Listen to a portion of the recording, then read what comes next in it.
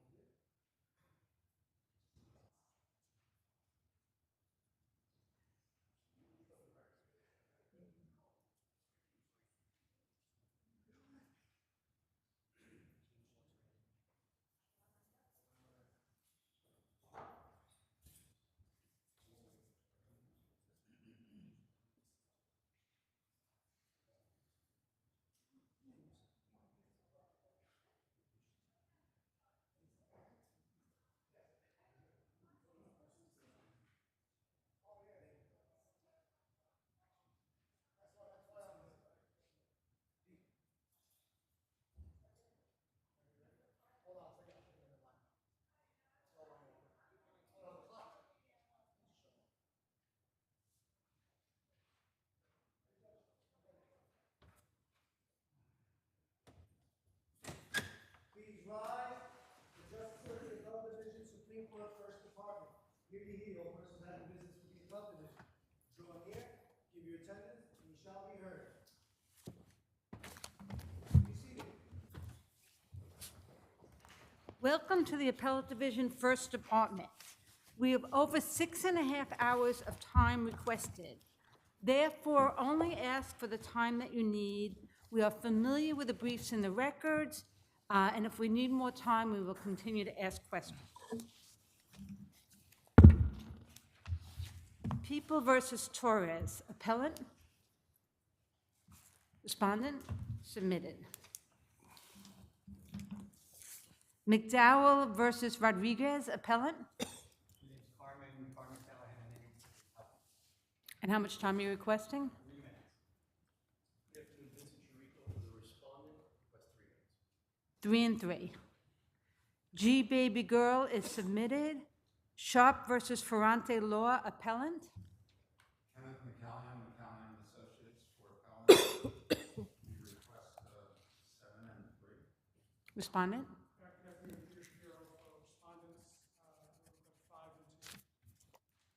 Do you have a cross appeal? No, 5 and just 5. Okay, 6 and 1 and 5. State of New York versus Richard. Appellant? Appellant request 6 and 2. Respondent? Request 8 minutes. 6, 2, and 6.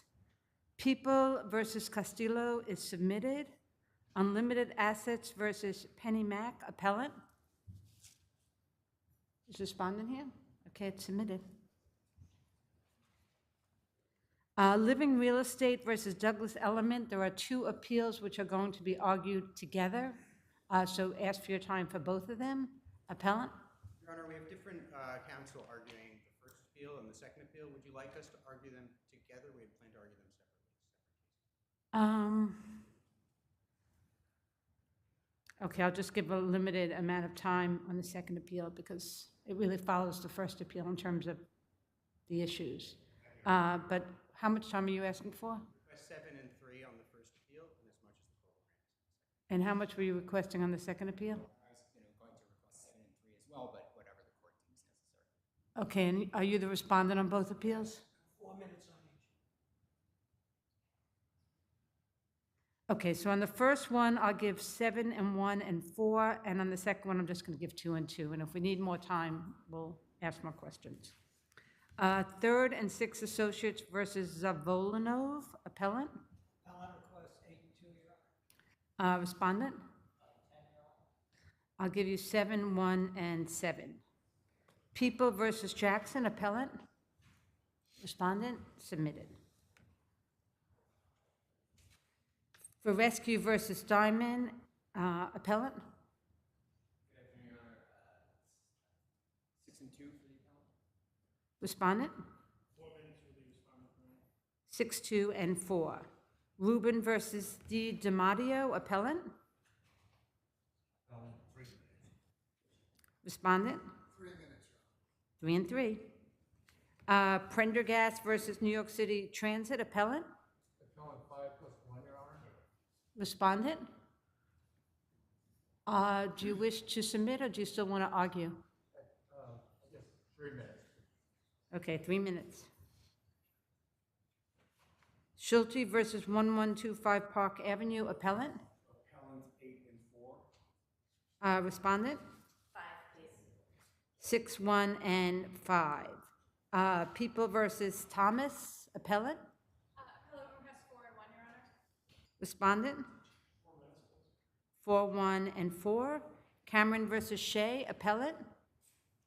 Respondent? Submitted. And Good Gateway versus Thacker is submitted.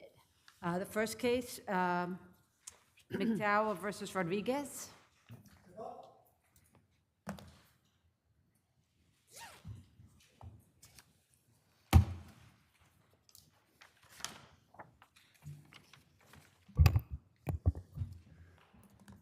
May I proceed, Your Honor?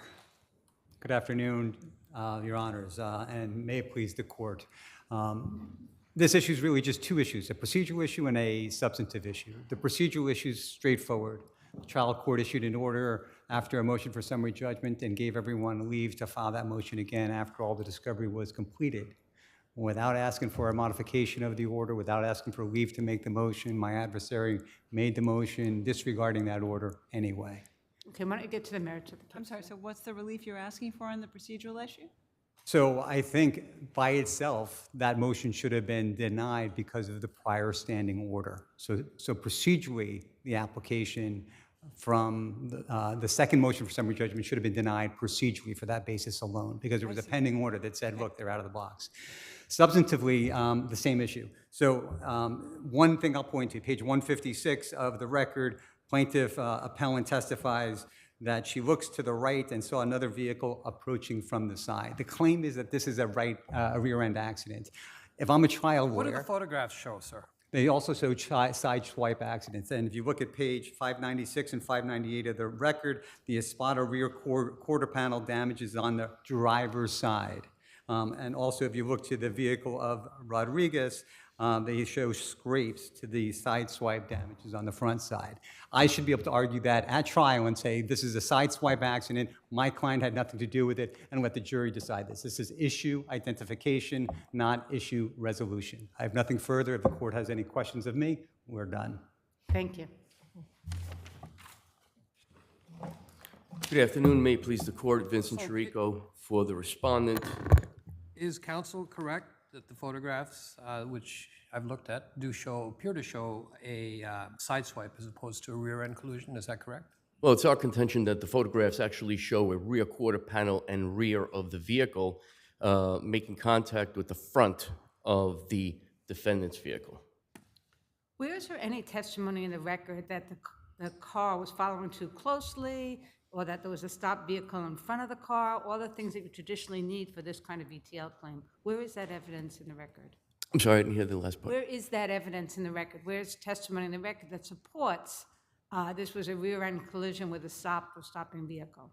Well, the evidence, the testimony in the record is that both vehicles are making a left turn, one behind the other, and the rear vehicle accelerates. Wasn't actually the testimony that they didn't see the vehicle in front of them? Well, correct. There's no So if they testimony. didn't see it, how did they know what the vehicle in front was doing? I'm sorry? If they couldn't even see, she couldn't even see the vehicle, the plaintiff, how could she know what the vehicle in front was doing, or that it was following too closely or a stopped vehicle? No testimony that the plaintiff saw the vehicle in front. So if she didn't see it, how can she prove that it was following too closely behind the other vehicle? Not from her testimony, Your Honor, but it So is what a hit in the testimony rear. supports that? It is a hit in the rear, and there's evidence that there's sudden acceleration to avoid another oncoming vehicle. Except it's not a hit in the rear. The picture shows it's a hit in the right, on the left hand back panel. That's not a hit in the rear. A hit in the rear is the bumper in the rear. Yes, So already, there's just too much going on here for anyone to say, for sure, this is a rear-end collision. but the testimony of the other parties makes it clear that they're both making a left turn, one behind the other. Well, Well, she's saying there was a light and there's no light, right? There is a light. It's green in favor of both vehicles. I in thought front there of was all an vehicles. issue of whether or not there is a light. I think one of them testified there was no light. I'm not sure about that, Your Honor. I have the testimony here, I could read it to you. Was somebody, one of the two people said there was a light, one said there wasn't. One says it's a rear end, the picture shows a back side panel. That's a Yeah. tough thing to say summary judgment for, you know? Well, except, again, all the testimony in the record indicates green light for all the vehicles. No, again, one person says there's no light. Well, no, one person says she didn't know whether the light was green or not. That's our client, that's the plaintiff. The recorded statement of the lead vehicle that got struck in the rear indicates that there's a light. Didn't know that it was a green light. That's certain, and that's in the record. I can give you a page reference. So I'm reading testimony of McDowell, and the accident happened on 21st Street, and I think he was taking a left turn, and when he was taking a left turn, it was no light. So if he's taking a left turn and it was no light, to me, that says, no, and the next question, no light at the intersection, there was no light. So where is it that you're saying that everybody agrees there's a light? I'm looking at testimony, I just read it to you, from one of the two parties in this lawsuit that says there wasn't a light there. That may be, Your Honor. It's my recollection that my client didn't know if there was a light. I just read it to you. I accept Your Honor's recitation of the record. In any event. Thank you. Your time's up. Thank you very Thank you. much. Sharp versus Ferrante Law.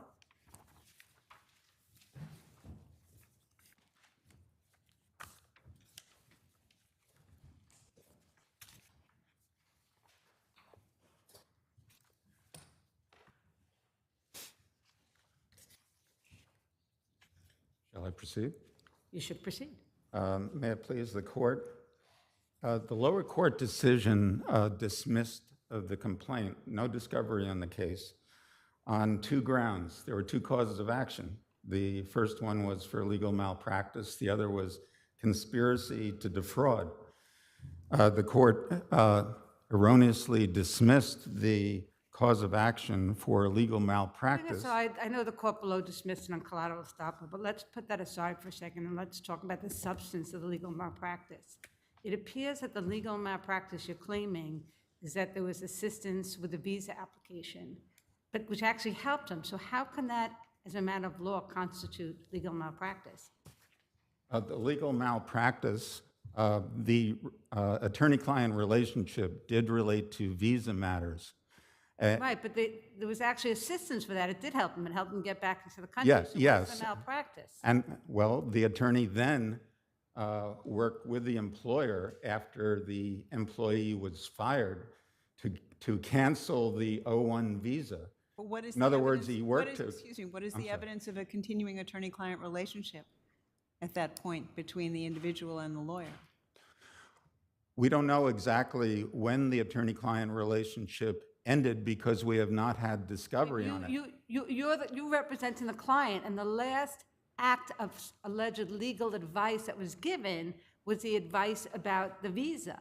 So that was the last interaction between the client and the law firm in terms of a legal relationship. Exactly. So how can that be malpractice? Well, Back to my it's- question.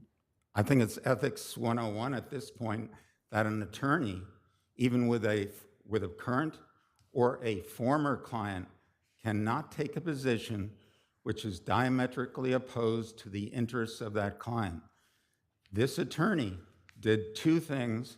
It may have been after he had done the visa work, but he did two things. The most egregious was submitting an affidavit in the arbitration proceeding saying that I represented him, and believe me, Ms. Arbitrator, when we drafted a contract, it was not intended to be a valid or enforceable contract. It was merely designed to basically Okay, but trick at the that immigration point, authorities. At that point, There's no more client, there's no, even if there ever was, there's no more relationship anymore at that point. So I was asking you about the substance. What about the statute of limitations issue? If the last act of actual representation was when the visa assistance was given, why isn't this case barred by the statute of limitations? Well, that was not a case, that was not an issue the court got to, so it's not It's an issue properly that's before been us, but I do have an answer. It's been raised in this case. Excuse me? It's an issue that's been raised in this case. It's been raised on appeal improperly because the court below did not address it, but I'll give you the answer. No, that's wrong, because it's a question of law. Either it does or doesn't apply. Okay. And the appellate division can always do that as a question of law. So the question is, if your client alleges that the last contact, the last attorney-client relationship is in 2018 September, and then sues more than 3 years later, how could that possibly be within the statute of limitations? Because the legal malpractice occurred in April of 2021, when this attorney violated his continuing fiduciary duty to a Why was there a former continuing client. fiduciary relationship duty if there was no continuing attorney-client relationship?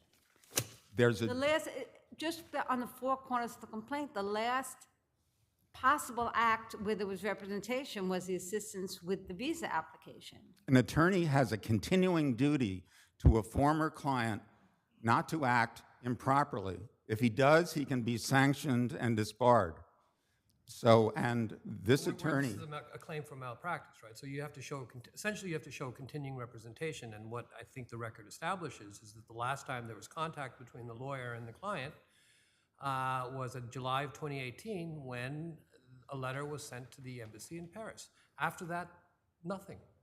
but there's a continuing duty of an attorney, and he breached that fiduciary duty to his former client by acting diametrically opposed to the interests of that Doesn't that client. go more to your second cause of action for conspiracy and all that, as opposed to malpractice? Sure. On the conspiracy to defraud,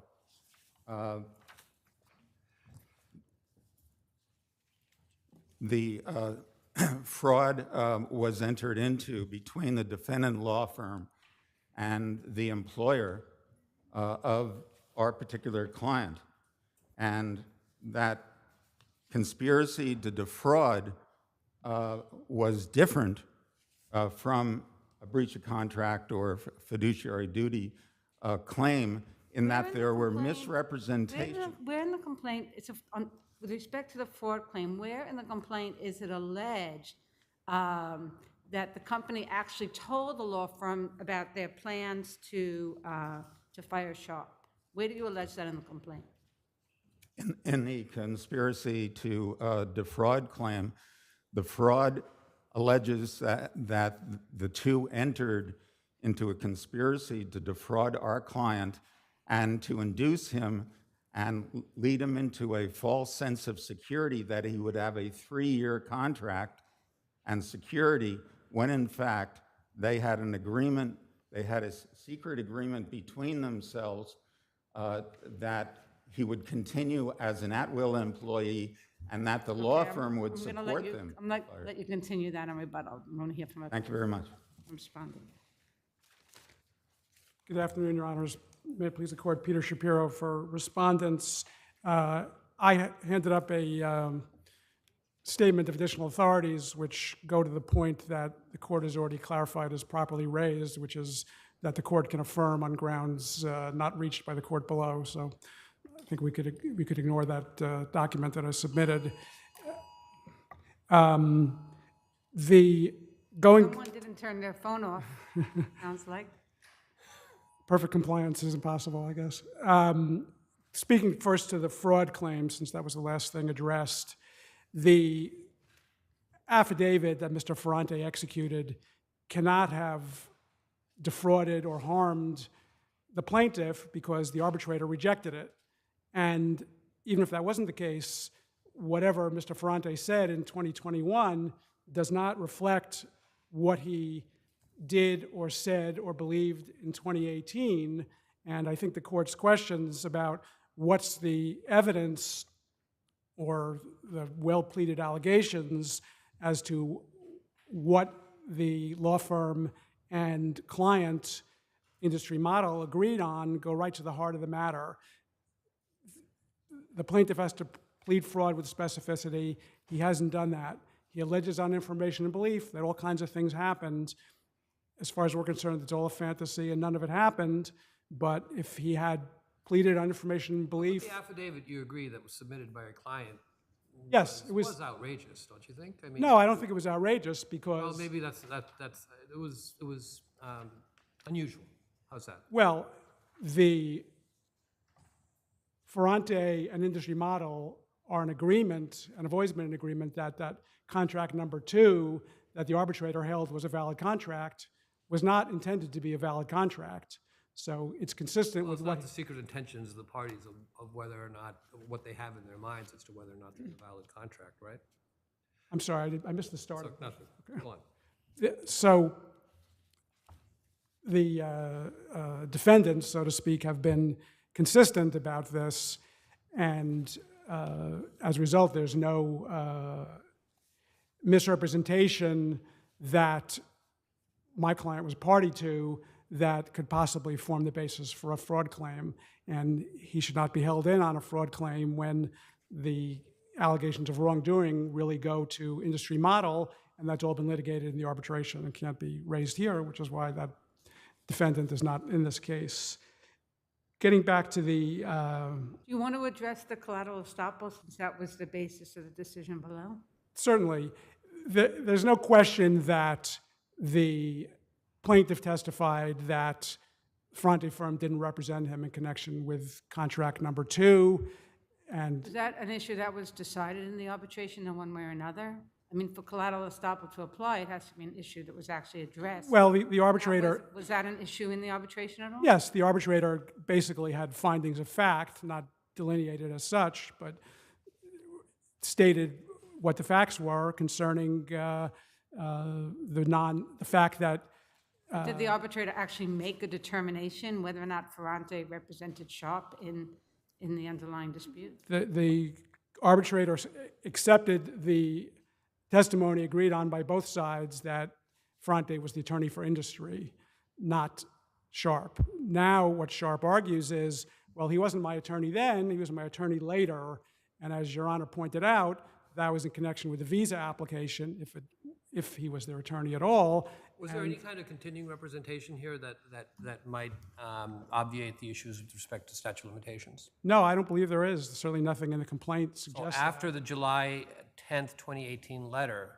did Ferrante undertake any more legal work on behalf of Mr. Sharp? That's all that's alleged in the complaint, and we contend that that was on behalf of Industry Model. But even assuming there was any duty to Mr. Sharp, that ended as of the time that that was negotiated, the visa application, and the assertion by Mr. McCallion that somehow it was underhanded for Ferrante to assist with getting the 01 visa canceled doesn't make sense, because once Sharp was no longer an employee, that visa had to be canceled. It would have been misrepresentation by Industry Model to allow that to continue to exist, and they could have been liable for whatever sanctions are available under the immigration laws. Thank you very Thank you. much.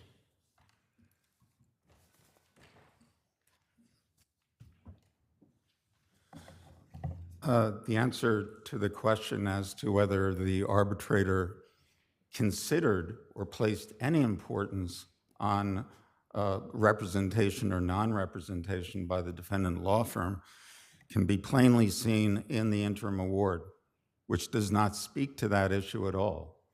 It was irrelevant to the decision as to whether, on its face, the contract was valid or not. Now, the court basically put in its decision the actual question and answer put to the plaintiff. The question, were you represented by a lawyer with regard to the contract? Answer by Mr. Sharp, no, I was not. The sole focus of the arbitration was The issue of what happened in the, But isn't in the wasn't contract. issue in the arbitration whether or not there was an enforceable contract? And isn't that all that was decided by the arbitrator? That's all that was decided. And this issue of later on, did the law firm represent him? Did it not represent him? Was completely extraneous to the arbitration proceeding. And we beseech the court to remand it so that we can at least have some discovery on the issue, perhaps important statute of limitations issue, which is what is in the file of the law firm. Thank you. Thank you. We don't even have. Thank you. Thank you Your very time's much. up. Thank you. State of New York versus Richard V.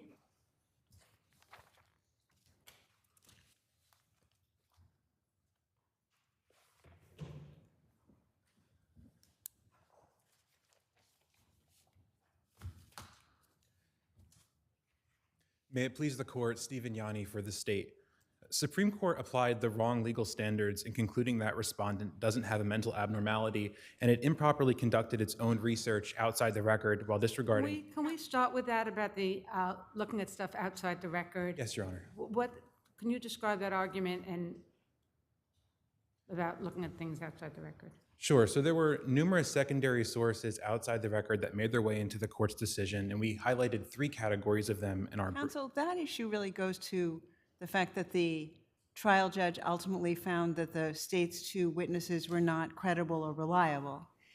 If there is sufficient other evidence in the record on which the trial judge stated that he also relied upon in deciding that Dr. Cox and Dr. Kirshner were not reliable, wouldn't the issue about whatever issues he considered about bias become irrelevant? I respectfully disagree with that, Your Honor. I think there are certain, credibility findings that might have led the court to disagree with certain aspects of those experts' testimony, but these other issues regarding the secondary sources really went to the witnesses' overall credibility. But why, I don't understand why the other things don't also go to their overall reliability. For example, the fact that Dr. Kirshner diagnosed Mr. V with borderline personality disorder, which had never before appeared as a diagnosis for him in the 45 years of mental health reviews, evaluations of him. Couldn't that also be a factor on which the trial judge relied in deciding that Dr. Kirshner was not very reliable? Well, that may have been, that related to one aspect of Dr. Kirshner's testimony, but the trial court also cited all of these studies about expert bias on which it attributed the expert's opinion as a whole to these various phenomena, and we think that was error. So the fact Counsel, that... is there any way to separate out whether or not the trial court relied most exclusively on extraneous information or most exclusively on information that was properly in the record? I don't think there's a way to discern that, which is why I think that... How many new trial pages is of required his here. decision were directed towards those extraneous? I mean, there were several pages, as I recall, right? Yes, Your Honor. On the issue of bias alone, there were at least 6 pages discussing various extra... Those along with like more than 100. Yes, and in This is addition... not a lot out of 180. But when you're looking at the overall reasons that the court gave for its credibility findings, that those did play a role. And I would also note there were other aspects, other secondary sources not in the record that were referenced, including with respect to opioid use and the drug Suboxone. There was undisputed testimony in the record. Counsel, on the bias issue, I have another question. It seems to me that it used to be that trial courts required expert evidence on things like how domestic violence victims reacted after being the victim of violence. And that what's evolved over the last, say, 10 or 20 years is that we all now know that information and we don't require expert testimony on it. And there have been enough cases that say that's what it is, that we all know that. It seems to me that in the last 5 years, judges go all the time to seminars about bias and identifying bias and recognizing confirmatory bias and being sensitive to issues of bias. At what point does that become something that's in the common knowledge as our knowledge is now about domestic violence victims or rape victims?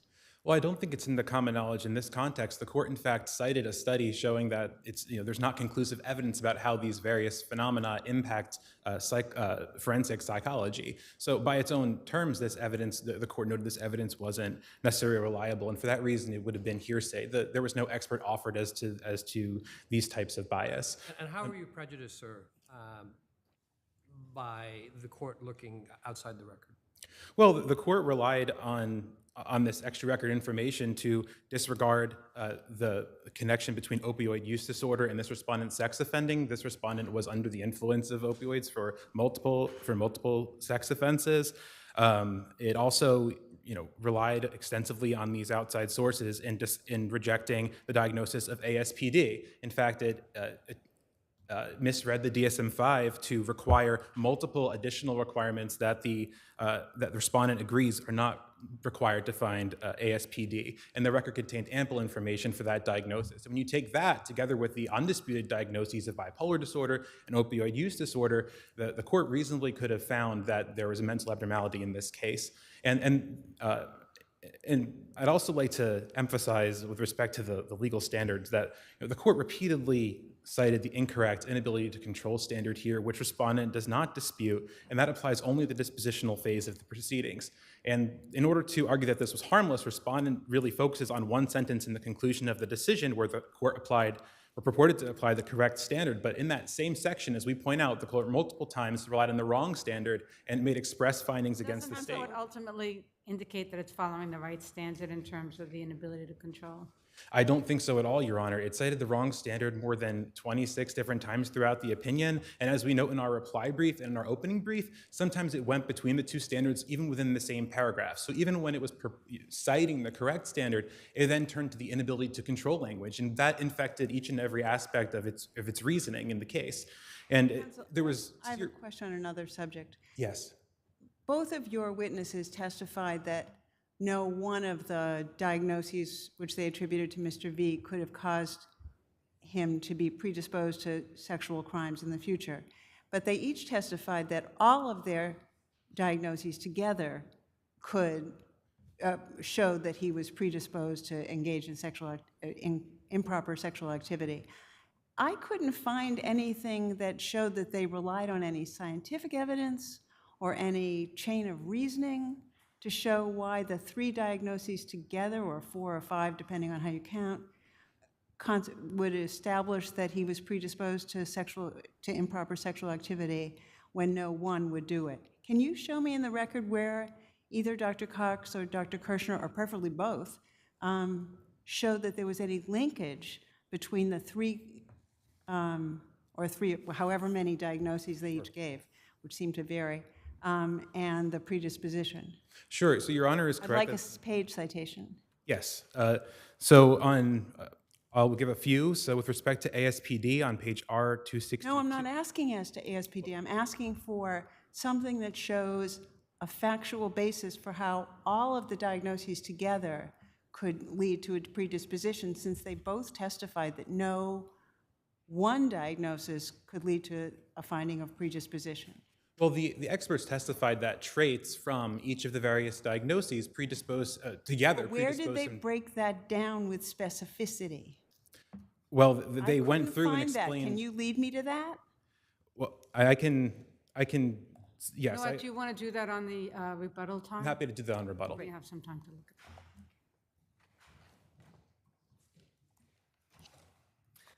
May it please the court, my name is Naomi Weinstein, and I represent Respondent Richard V. in this appeal. The trial court's decision was admittedly lengthy, 187 pages, and somewhat confusing in parts, but the heart of the matter in this case is that Mr. V is the typical criminal recidivist. The state failed to meet their burden by clear and convincing evidence that Mr. V has any... We spent a lot of time talking about the fact that the judge relied on studies that are not in the record. Is that by itself reversible error requiring a new trial? And if not, why not? It is not. It's harmless error, Your Honor, because there's no significant probability that the outcome would have been different. If this court were to... What's the basis for that statement you just made? Because, well, first... And to add to that, wasn't the whole basis of the court's determination that it was making a credibility determination. And if it was looking at outside records that were not part of the record to assess credibility, doesn't that bring into doubt the whole basis of the judge's credibility determinations in this case? Respectfully, no, because if you disregard the minor parts of the decision that do look at outside research, there's substantial case law that says that the trier of fact, in this case the judge, is in the best position to evaluate the credibility of the witnesses. And if you look at what's properly before this court could exercise its de novo authority to review if this court so chooses to. And if this court were to do that, you would see that the state failed to meet their burden that Mr. V has a mental abnormality. Specifically, the state failed to show a link. The trial court closely adhered to Dennis K.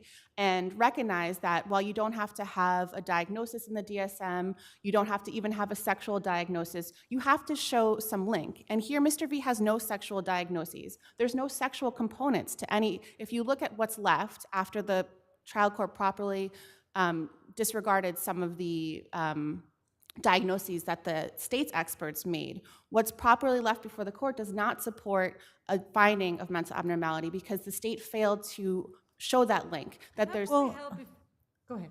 Well, what do you say about the trial court's finding that that rejecting the principle that the constellation of diagnoses together could lead to a finding, and instead just went one by one by one? So let me answer that. Haven't we specifically found that that's okay to look at the constellation?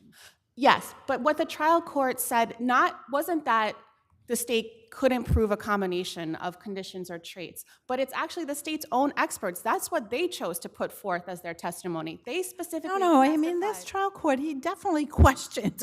There's no doubt that he didn't accept the notion that the constellation together could create the prong, that you had to do them one by one by one. I believe, respectfully, Your Honor, what the court was stating is based on what Dr. Kirshner said, that it's all the traits together in combination that create a supposed predisposition for Mr. V to commit sex offenses. What Dr. Cox testified, that it's a combination of all of them, that if you look at what's left, the ASP... I think if I look at the record, he rejected that. He definitely rejected it. I'm looking at my notes, 173, 174. He rejected the notion that the constellation could together satisfy the prong. I think that that's what he said. Maybe you and I'll go back and read it, but that was my understanding. My understanding is, though, that he properly rejected that because the state failed to show that bipolar disorder. No, he rejected the principle that a constellation, not that there wasn't a constellation in this particular case. His rejection was much broader than that you couldn't look at a constellation. Couldn't one also read it to say not that you couldn't look at a constellation, but that these experts failed to show a linkage between the constellation of diagnoses and the predisposition? Yes, Your Honor, that comes from Dennis K. And what the state failed to show by clear and convincing evidence that in Mr. V's particular case, that bipolar disorder, that his opioid use disorder, and whether you want to credit ASPD or not, that those specific undisputed diagnoses caused Mr. V to Would you have a concede predisposition. that it's unclear what exactly the judge did and not do with respect to the constellation and what exactly his findings were with respect to the principle that a constellation is or is not okay to look at? No, I believe the court closely adhered to Dennis K. in looking at each of the diagnoses. But if this court were to find that he did hold that the constellation's not up, this court could exercise its de novo discretion and review, and would clearly show that the evidence that is properly before this court does not rise to that level. Regarding the serious... So where are you saying that he analyzed the constellation together? That's what I didn't see. I saw 1, 1, 1. Tell me what part of his decision do you think he analyzed the constellation all together? I think at the end, R190 to 191, when he talks about his ultimate conclusion, and it's not just there that he uses the correct standard, but when he talks about also crediting Dr. Barr's testimony, that there is no linkage between opioid disorder, his bipolar disorder, and any sort of sex offending conduct. This is somebody who has only one felony sex offense in his entire life. He's committed more non-sex crimes than not. He has not had any sexual misconduct whatsoever in 21 years. He is the typical criminal recidivist. He is not someone who should be subject to civil confinement. And the bottom line is the state did not meet their burden in this case, and therefore the trial court's decision should be affirmed. Thank you.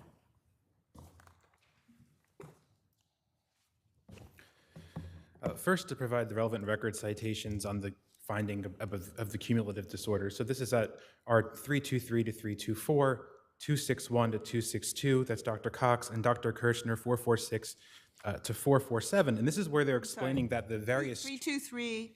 That was so fast, we couldn't get it down. Why don't you start again? 323 to 324, 261 to 262, 446 to 447, and there's other examples at page 13 to 14 of our brief is where we discuss this in the background section. And the experts here are explaining how all of the various traits of his psychological disorders predispose him to commit sex offenses. For example, the experts explain that his impulsive, manipulative, and deceitful behavior has a role, that his depressive disorder dysregulates him and makes him more likely to offend. Indeed, Supreme Court found that respondents' offending behavior can be properly understood as part of manic part of bipolar disorder. That's at page R98. And with respect to opioid use disorder, he admitted to it, he had committed multiple sex offenses under the influence, and the state's experts testified that his risk of relapse and resumption of opioid use in the community would be a disinhibiting factor and make it more difficult for him to avoid sexual offending. And in addition to that, the state's experts explained his offense-supportive attitudes, in which he objectifies women and female drug users. That's at page 323 of the record. And when a woman is a drug user, he stated his belief that he feels much more likely to offend against her. That's at page 262 to 263. But how is that? I still don't see how that distinguishes between that any of the individual diagnoses don't show a predisposition, but the cumulative consideration of all of the diagnoses does. I don't see anything that draws that linkage, and especially nothing that draws that linkage with any kind of scientific basis. Well, I think this is evidence that was similar to that presented in Dennis K., where the court explained all the various traits of the psychological disorders, noted that the defendant objectified women, blamed victims, and used that in part to find predisposition. And any of the errors here were definitely not harmless. All of the cumulative errors taken individually or together present at least a fair possibility that the court would have reached a different outcome, which requires a new trial here. And I would note that the Supreme Court itself found that this respondent has made limited progress in sex offender treatment, has no relapse prevention plan. Counsel, did the court follow the David case, or considering a combination or constellation of factors, or was it insistent on analyzing them separately? It didn't follow the David case. The court said that the state said that the state can't rely on a combination of conditions, diseases, and disorders. Specifically, what it says with that approach is, quote, not supported by the scientific community, end quote. That's at page R173. And I think that belief of rejecting... In other words, it rejects the standard that was set forth. It rejects the standard, and I think you can see throughout the decision that it was evaluating these diagnoses primarily one by one. And we put in our brief to page 151 to 152, 173 to 174, and there the court is focusing on why each individual diagnosis can establish a mental abnormality, and it didn't adequately consider the combination. Thank you very much. Thank you. Living Real Estate versus Douglas Elman.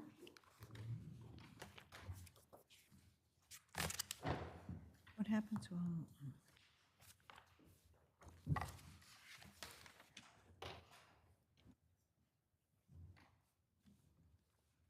Good afternoon, Your Honors, and may it please the court, Wes Mullen for Appellant Living Real Estate Group, LLC.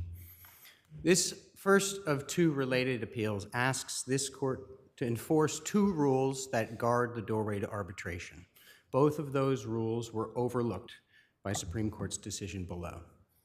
The first rule is that an arbitration cannot be had unless the party seeking it carries his burden to show a clear, express, and unequivocal agreement to arbitrate.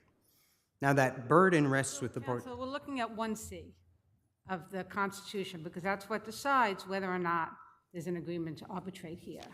And I'm looking at Section A, where it's compulsory, and it says it's compulsory where there's a broker A or the firms which such members are affiliated. There's no dispute that the principal of the plaintiff is a broker A. Why isn't the firm which such member is affiliated the plaintiff in this action, therefore binding plaintiff to compulsory arbitration? Yes, thank you, Your Honor. I'm glad the court is looking at Section 1C of Article 13 of the Revenue Constitution. No, 1A, I think we're talking about 1A, not 1C. I'm sorry, 1A. 1A. Understood.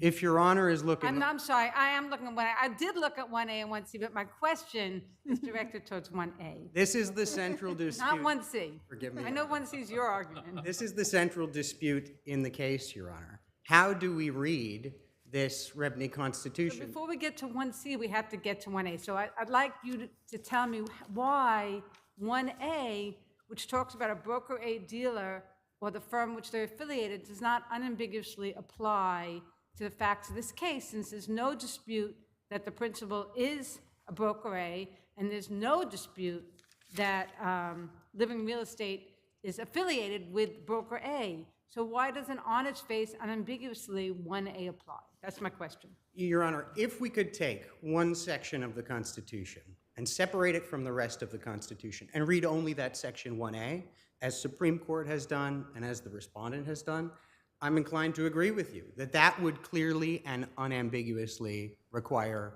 arbitration between these specific parties. Doesn't the language of 1C suggest so that it only applies in cases where 1A does not apply? So you'd only get to 1C if you're not under the penumbra of 1A. I disagree with that interpretation, as does Why? my client. Why do I disagree with that? Why do you think 1C applies where it clearly seems to fit under the language of 1A? Why would we disregard 1A where you look at the plain language of 1A and it plainly does seem to apply? Why would we go to 1C then? I think the point, Your Honor, is that I'm not asking the court to disregard 1A. I'm asking it to read 1C and to look at both of these provisions But why does you said that if 1C didn't exist and 1A was there, that you would agree that your client would lose, essentially. Correct. But why is it that 1C requires us not to basically, how does 1C undo 1A? Because that's basically what you're arguing, isn't it? 1C doesn't undo 1A. It simply says what it says. But doesn't it, if we accept your interpretation, aren't we rendering 1A meaningless? Like, then what meaning does 1A have if it doesn't apply when it plainly applies? What is its meaning? So two responses to that, Your Honor. Under the standard that prevails here, that the agreement must be clear, explicit, and unambiguous, if there's any question, the tie goes to the Right, runner. but wasn't my opposing question our- that, where is the ambiguity about 1A applying? That was my first question. So I guess I'd ask that question again. Where's the ambiguity? Sure. We've identified a number of reasons that 1A does not apply if you read 1C. The first reason is that 1C turns on the parties. It uses the term parties. Now, affiliates or employees of the parties are not referred to in 1C. The respondent relies on the fact that the CEO of my client is a broker A member. If we accepted your interpretation of 1C, would 1A only apply when it's actually the member themselves? And then what happens to the remaining part of that section, the firms with such members are affiliated? Because to read 1C the way you wish us to, then it would basically wipe out 1A except where it's actually the broker A themselves. Is that wrong what I'm saying? Your Honor, I am arguing that 1C limits the effectiveness of 1A. So 1A... Just broker A's and that's it? If one of the, as 1C says, if both of the parties are within the 8 specific categories laid out in Section 1A, then those matters are arbitrable. Supreme Court observed that there are many revenue arbitrations. Revenue disputes are often arbitrated. My client's point is that unless the contract is clearly so, right? And 1A is clear, but 1C is also clear, and they point in different directions. And when you have textual clues that are going in different directions and commanding different results when it comes to arbitration, that tie or that resolution must go in favor of the party opposing arbitration, because it's his rights that are being sacrificed. The party seeking arbitration is departing from the default rule that everyone gets their day in court and has the substantive and procedural protections available in court. Thank you. If I may briefly, if I have a little time left, there's another issue in our brief, which is about the party seeking arbitration's duty to identify a cause of action. So even if there's a clear and unequivocal arbitration agreement, the party seeking arbitration also has to say that there's at least one cause of action that has to be arbitrated. And that's because CPLR 7502 and 7503 tell us that the court has a duty to evaluate whether the statute of limitations bars arbitration of claims. As laid out in the procedural history in our brief, my client asked over and over, what claim or cause of action are you asserting? And the respondent told us over and over, we don't have to tell you that. Now, in respondent's brief, they said, Pretty clear what the claim is, though, here. I have yet to identify the claim. The claim is that you usurped our opportunity. It was our client. We brokered the deal. We procured the buyer, and then you just changed the name of the buyer and went ahead and took our deal from us. That's the claim. I mean, it's not that complicated a claim on the merits. Respectfully, Your Honor, I would ask you to inquire of my adversary. What claim are you asserting? What are the elements of that claim? We What get is past the statute of Constitution, we limitation? will. Thank you. Thank you, Your Honor. I appreciate it. I think excuse me, Michael Colchester for respondent. I think I can clear up exactly what the purposes of 1A and 1C are. So that's my question to you. How do we reconcile, I'll show whether you. we harmonize both 1A and 1C? Exactly the question, and here it is. Go ahead. If you read 1A says that compulsory arbitration covers all listed member classifications and affiliated members. There's a fairness issue there. It occurs here. If the member affiliated is not a REBNY member, there's a potential issue that you are binding a non-REBNY member to REBNY arbitration. C cures that. C says, quite simply, that in order to have arbitration between either member firms that were not mentioned or non-members, mutual consent is required. So the problem that would have been arisen if you read A by itself is solved by C. C says it in plain English, and or. So it's not meant to exclude, it's meant to add in more. if they Exactly. agree. It's meant to add And in that- this that protection of mutual Harmonizes consent. everything, right? It makes everything make sense. That's all there is to Let it. me ask you this, is there any doubt that you are seeking both sides, you're seeking the fee from both sides of the transaction? Counsel just told us he has no idea what the arbitration claim is. Sorry? He has no idea what the arbitration claim is. The arbitration claim is simple. It's right in the demand for arbitration. You had two co-brokers, each of them are claiming the right to the commission. One says, I did all the work, and the other one says, no, I made the deal in the end. Who's right? That's for arbitration. And that's all it is. There's nothing more to it. To me, it's garden variety. Okay. Thank you. Your Honors, very briefly, the fairness issue, as my client sees it, is about depriving a party of its right to its day in court. But I don't get it.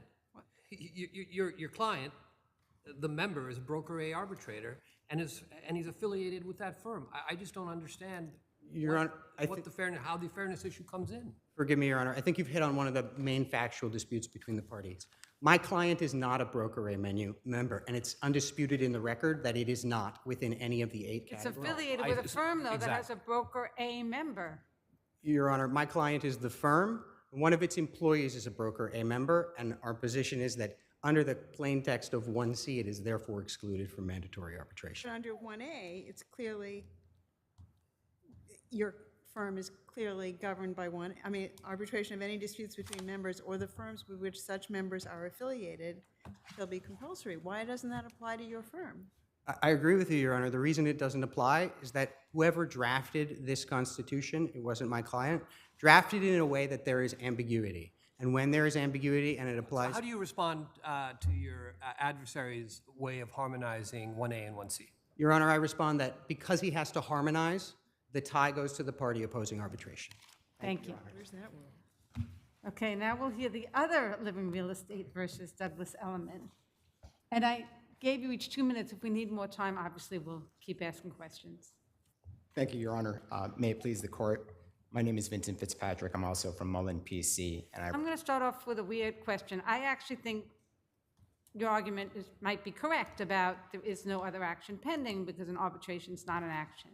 But then how about CPLR 7503A and CPLR 2201, which also provide for a stay in the circumstances of this case where there is no other arbitration pending, where there's no where there is an arbitration pending and no action? And why shouldn't we at least stay it under the circumstances of this case if you are unsuccessful in the other arm of the appeal and the arbitration goes forward? It doesn't seem like it would make any sense for both of them to go forward simultaneously. So why shouldn't this court impose a stay, assuming your argument is correct that there's no other action pending? And Your Honor, a stay on the declaratory judgment complaint action is That's what I'm talking suggesting. about. Do you oppose that, a stay?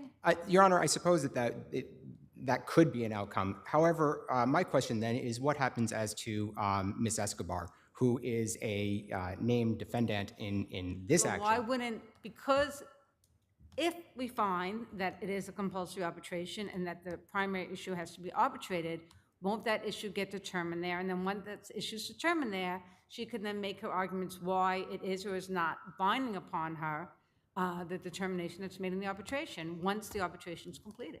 I don't think so, Your Honor, because Ms. Escobar did not demand arbitration. Only Elman demanded I arbitration. understand that, but the cases are inextricably intertwined. There's no question you're not going to have one go forward while the other one goes forward because they're deciding the same issue, even though there may be different parties. So why wouldn't we wait? Why wouldn't she have to wait until that arbitration is decided and then make her arguments based on whatever occurs in the arbitration? Your Honor, she also threatened claims against Living New York, but she will not identify the cause of action against Living New York, just as Elman has not as well. So I don't think it's unreasonable for my client to want those claims out in the open and not in the shadows of an arbitration, but out in the open in the declaratory judgment as it's seeking.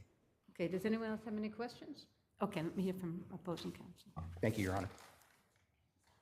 Just two responses. First, on the issue of... Let me ask you why there is another action. I'm sorry? How is the court correct below? Is there another action pending Yes, when it's and only an arbitration? I'll give you a hypothetical, show you why that is. Let's say hypothetically, the appellant decided not to appeal the first order, just didn't go to arbitration. Said, you know what, I'm going to ignore the order. What's the remedy of the respondent? An action on a judgment? There is no judgment. The remedy is you bring an order to show cause before the same judge for relief commensurate with the existing order, which is pursuant to the case law in the brief, that a court continues its supervisory power over an order. Now, consider this.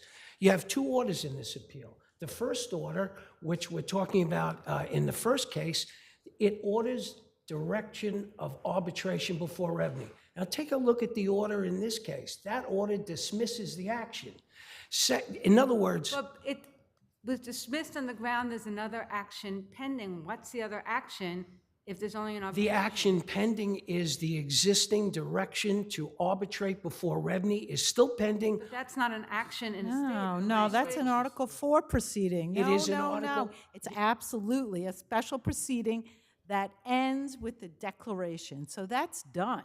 There is no action. There is no action. Well, So how can we dismiss it on the ground of another action? mean, I would say, Not on that ground, but all right, what you fair would enough. normally do is stay it pending the arbitration, right? That's fair enough, but let me say this. In terms of the same exact relief in both cases, take a look at that for a second. What are the two actions? First action wants to stay the arbitration to have the court determine the dispute, brokerage dispute between the parties. What does the second action ask for? It asks for the same dispute determined by the court to also avoid the revenue arbitration. They are the exact same relief. And let's talk about the defendant. No, but it's okay. Are there any more questions? Thank you. Thank you. Okay, the next case is 3rd and 60th Associates versus Zavalunov.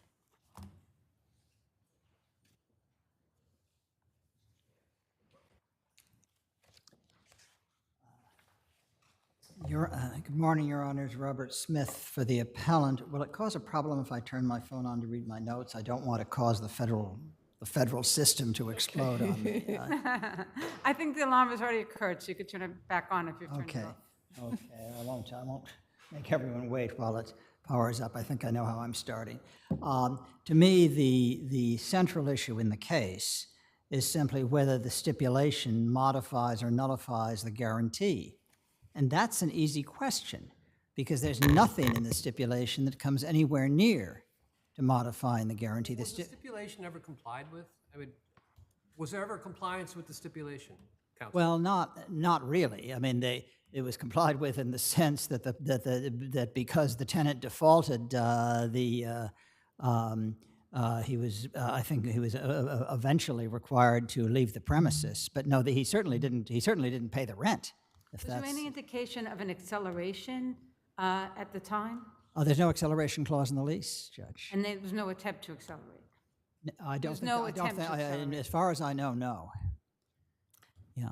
So, and then what do you do with the fact that lots of people are looking at the issue as to whether or not the guarantee is unconstitutional, the statutory relief against the guarantee is unconstitutional? Why are you trying to cheat your own client of some remedy that you might get at some point? Well, you mean why am I not giving priority to the constitutional issue? Because you don't need to why shouldn't we just stay this and let's see how it plays out? I mean, we've done that. You've seen we've done that before, like in the last couple of months. Yeah, but Judge, you don't need to reach the constitutional issue here because the guarantee law on its face is interpreted in 274 Madison and in 88 Greenwich, which is a case my adversary, to his credit, brought to your attention. As interpreted in those cases, the guarantee law just doesn't apply. There's no default within the. Counsel, my colleague asked you a question about an acceleration clause, and that seems to be. I mean, we were both on the panel on 274 Madison. There was an acceleration within that period. Yes, that can't occur here, correct? Yeah, the 274 came out in favor of the tenant. So 274 really, well, I think both sides believe it helps them.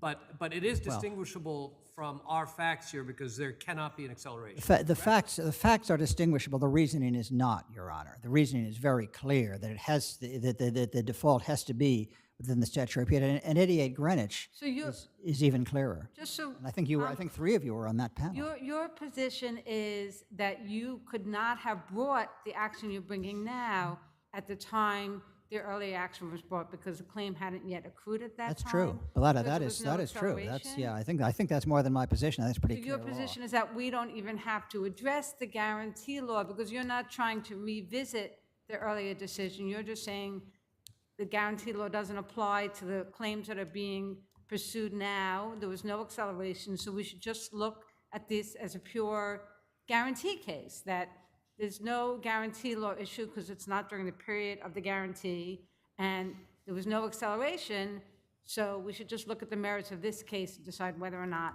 you have a valid claim. Absolutely right, Your Honor. I don't even need to look at my notes. You say, yeah, that is what I'm saying. Okay. Yeah. And what about the res judicata issue? There can't be either claim preclusion or issue preclusion here. There can't be claim preclusion for the reason one of the justices said, and I forget which, that they're separate claims because the claim for the later rent hadn't accrued at the time of the earlier decision. And there can't be issue preclusion because the issues are different. The issue that was decided in the earlier case was whether to allocate the rent payments that were in default and that were being pursued on the guarantee, whether they should be allocated to the time before the exclusion period in the guarantee law, which is what the lease said, or whether they should be allocated to the exclusion period, which is what the stipulation said. And the court said in that case, the stipulation wins. There's a conflict, the stipulation wins. But here there's no conflict. The stipulation has absolutely no application. All you've got is a perfectly clear guarantee. You have a case that was decided last Thursday that reaffirms the principle, which it's a case I I gave copies to the clerk, and I hope you got them. We got them. The Deco Towers against Fish. which says very clearly the guarantee is a separate contract. And you have to have a defense under the guarantee, that you might have a defense under the lease, which by the way, this guarantor doesn't. But if he did, it wouldn't help because the guarantee is a separate contract. And I guess I would only add that if you were to hold, as my adversary I think is suggesting, that the guarantee law isn't limited to the exclusion period but goes on forever, which would be contrary to, I think, both whatever the first case, the 240-something Madison and 88 Greenwich. If you were to overrule those cases and hold that it goes on forever, you are magnifying an already large, more than magnifying. You are throwing a 1,000-pound weight on the unconstitutional side of the scale by making this into a multi-year forfeiture. Couldn't a remedy in this case be, I understand the issue both you folks have raised, can't that be decided on a remand, deciding the constitutionality of the provision, and then making that determination? I don't think that's usually the way it should be done, Your Honor. You don't do the constitutional issue first and then decide the other issue. If you have a way of avoiding the constitutional... No, but the question is, if we reverse the finding of res judicata and reinstated the action, the constitutional issue would have to be decided. I don't think so, Judge, because I think you're saying there's no period of time that you are seeking under that guarantee? No, this case was brought to claiming only post-exclusion period rent. There's no claim for any rent during the exclusion period, and that's all there is to it. So if there's no acceleration, there's no reason we should be addressing the constitutional. That's right. Okay. That's all there is to it. Thank you.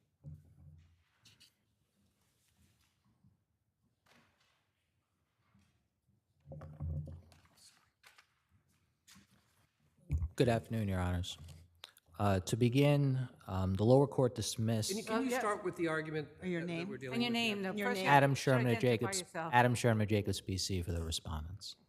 And can you start with the constitutional argument first? Your claim, as I understand it, is the default here occurred within the period, and therefore the provision applies, correct? That's right, that's right. Now, but it's clear that the rents, as counsel says, are being sought after that period, for monies that accrue outside the period. So Your Honor, to begin, there's actually respectfully a misstatement in the 274 Madison decision. If you look at... Is it a misstatement in the decision you're saying? Yes, Your Honor. It says Administrative Code 22-005 provides, and then it lists what it purportedly provides, and it says, issued by the government in relation to the COVID-19 outbreak will not be held liable for unpaid rents of those businesses between March of 2020 and June 30 of 2021, and then it cites, quoting Administrative Code 22-005A and C. That language is simply not in either of those sections. Actually, the relevant provision is Administrative Code 22-0052, which simply says that the event that causes an individual guarantor to become liable, wholly or partially, occurs within the exclusion period, then the guarantee law applies. There is no such limitation in the plain text of the guarantee law. And frankly, I'm still trying to understand your argument. Are you conceding that this lease has no acceleration clause and that there was not an acceleration at the time that the default occurred? So, Your Honor, to clarify, our position is that this lease was superseded by a stipulation of settlement. That stipulation of settlement contained a merger clause that in no uncertain terms said this is the full and complete agreement between the parties, and if there is any conflict... Was that stipulation only for rent that was due and owing up to the time of the stipulation? It didn't have any stipulation about future rents, I assume, beyond the date of the stipulation. You just hit the nail on the head. It did not include any future rent because the only terms that it did provide for were use and occupancy to August 2020. That is it. So it didn't address the time period that's the subject of this action in terms of what would happen for rents due and owing past the period of the use and occupancy. That is correct because no such rents actually did accrue because this... Right, okay, so the rents that are the subject of this action for which they're trying to recover now, those were not part of the stipulation on their face because those had not yet accrued. No. Well, they didn't accrue because they don't exist anymore. That is because, You're saying that the stipulation wiped them out because the stipulation was executed during the period of the guarantee law. not because it was executed during the period of guarantee law, because the terms of this stipulation expressly provide that this is the new agreement that is full and complete between the landlord and tenant. And that materially altered the obligations of the guarantee. If your client complied with the stipulation, wasn't it going to go back to the lease if there was compliance with the stipulation? The only way the lease would be reinstated and not extinguished is if 3 conditions were fulfilled. Otherwise, they got exactly what they bargained for. They wanted the tenant out. It turns out it's undisputed here that the tenant did default. Those remedies were fully set forth in the stipulation. So, but I mean, isn't that, but the stipulation is entered into in the expectation that the lease is going to continue. And that's why the stipulation doesn't say the lease ends. That's exactly why the stipulation doesn't say that, because the expectation is that your client will perform the obligations that it's supposed to, and the lease is going to go on. So the lease wasn't terminated by the stipulation. The lease was sort of reaffirmed by the stipulation. Sure, you can keep up on this lease as long as you do this, this, and this, right? No, Isn't that the intent? no. Does the stipulation say anything about the lease ending? Absolutely. It's replete throughout the lease that If you don't comply, then the lease ends, right? And what happens No, it's the exact opposite. If you do comply, the lease is reinstated. That's on paragraph 6 of the stipulation. All right, we can, No, that's so it's the semantics, but the expectation is that the lease is going to continue, correct? No, absolutely not. Why wouldn't you just say then, you leave on August 20th and that's it? That is correct. That's exactly what it says. There's a reason why in paragraph 14 it says this is the full and complete agreement between the parties. Within 3 separate paragraphs of this stipulation, it says the lease is expired, terminated. They did not reserve any rights as to future rent because they made the tenant jump through hoops to have their lease reinstated. That's in the express terms of this stipulation, and that is frankly what this court held. So you in are saying the 2021. lease is reinstated by the stipulation? No, I'm saying that the lease provided that there were 3 conditions. Those conditions needed to be satisfied for the lease to be reinstated because, based on the bargain between the landlord and the tenant, the lease was gone. And that's why this court made that determination in 2021 when it said the relevant obligations are set forth in the party stipulation, not the lease. In 2021, this landlord came to this court and they said, don't look at the lease. Don't look at the stipulation, it's the lease. This court said, based on the stipulation's clear terms, that's just not true. The lease sets forth the relevant obligations. Wasn't that clearly for rents due during the period of the guarantee law? Wasn't that the basis of this court's determination that because the rents that were the subject of the stipulation were rents that were being sought during the period of the guarantee law, those rents couldn't be recovered? Where in that decision did we address the issue of future rents? Future rents wasn't expressly dealt with, but the fact remains that the idea that the landlord could invoke clauses within the lease that conflicts with the stipulation, that was answered in the negative. It could not. The stipulation was the operative document, and that's why the lower court dismissed it under the principles of res judicata. Any further questions? Okay, thank you very much. Thank you.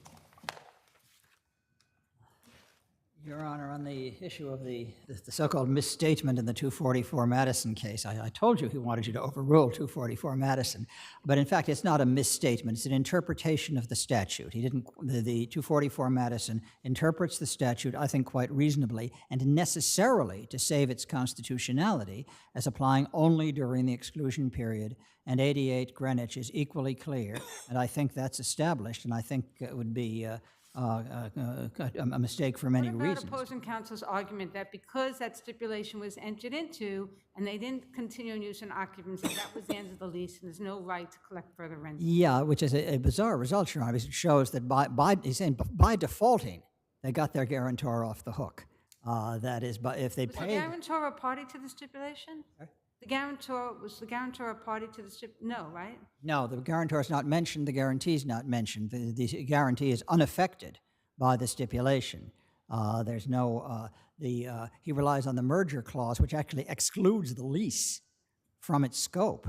But the merger clause just says this is the complete bargain between the parties on the subjects we're dealing with here, and the guarantee wasn't one of them. Thank you. Any question? Thank you very much.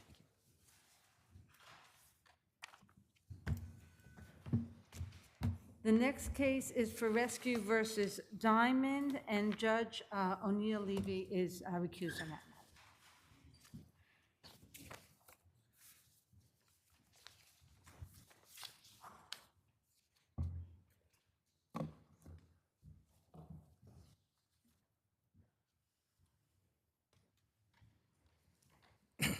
Good afternoon. May it please the court. I'm Matthew Blaine. There's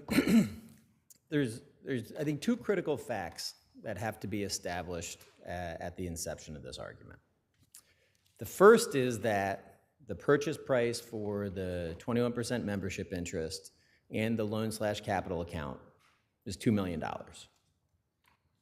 The second is that Mr. Fescue only has paid $1,478,336.80. But let's go beyond that in terms of the arbitration. What effect did the arbitration have on the 2016 agreement, if any? It didn't. Why do you say that? It left it in effect, Your Honor. It had no bearing on it whatsoever. It wasn't adjudicated. So, I want to go back to those two critical facts. The purchase price was $2 million. The amount that was paid was only $1,478,000 and change. The difference between those two numbers is $521,663.20. That's the amount of the loan and capital account at issue. The reason why I wanted to start with those two critical facts that are really undisputed is the only way that the decision below makes sense is if it was based on a misapprehension that $2 million was paid. I'm a little confused by where you're starting, to be quite frank, because my understanding is that the issue is what was or was not decided in the arbitration. Did the arbitration decide the issues that we have before us now in this litigation, or did it not decide the issues we had before us in this litigation? And what you're talking about is logical, but I don't see how it really goes to that issue, which we have to decide. So the next point is, the only way the decision below makes sense is if $2 million was paid. $2 million hasn't been paid. Why don't you address why you think the arbitration did not decide the issue that we have before us in this litigation? Since that's what we have to decide. I was about to get there. Okay. My apologies. If $2 million had been paid, then the decision would be correct. Because essentially what I think happened below is, well, you've already been paid $2 million. Why would you have any right to this $521,000 if you've already been paid $2 million, especially when the panel determined that this loan/capital account, you wrongfully converted it? And that's why I'm saying that's the only way that that the decision makes any sense. Because otherwise, the final arbitration award does not speak to what happens under the 2016 purchase agreement. So in other words, I think what you're saying is that the court should have addressed whether or not there was a breach of the 2016 agreement, and that was not addressed by the court below. Is that correct? That's correct. Well, that wasn't addressed by the arbitrator. That was not The addressed. arbitrator didn't make any determination one way or another about whether or not there was a breach of the 2016. That's correct. The only determination that the arbitrators made was, we're not going to unwind this agreement. The 2011, they did more than that. Yes. Respectfully. Yes. So the 2011 agreement was invalidated as a forgery, and the 2016 agreement, you say, is still a valid agreement and is still an enforceable agreement. And That's correct. So, and the arbitration is between, what happens between the father and the son as to that money, but you're suing here between you and the person you sold the interest to. That's correct. Right.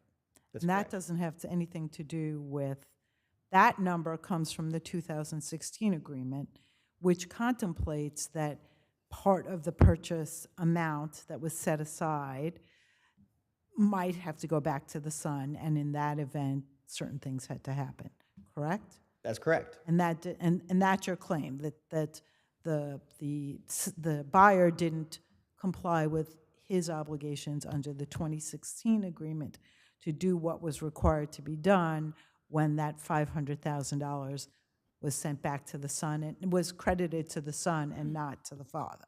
That's correct. All right, got it. Nothing in the 2016 agreement was unwound as a result of the arbitration decision because the arbitrator ultimately awarded damages. So That's there's correct. no reason your client couldn't fulfill his obligations under the 2016 agreement to turn over the interest. I'm sorry, I didn't follow There's no that. reason he's not fulfilling his obligations under the 2016 agreement. I mean, plaintiff now has that interest in the company, right? That's correct. That's my client has already completely fulfilled their obligations. They performed it was final performance in relation to the payment for the 21% interest in September of 2020. So Mr. Fescue now has the 21% interest. He has the $521,000 loan and capital account, but he's only paid $1,478,000. He hasn't paid $2 million. Okay. Okay, thank you.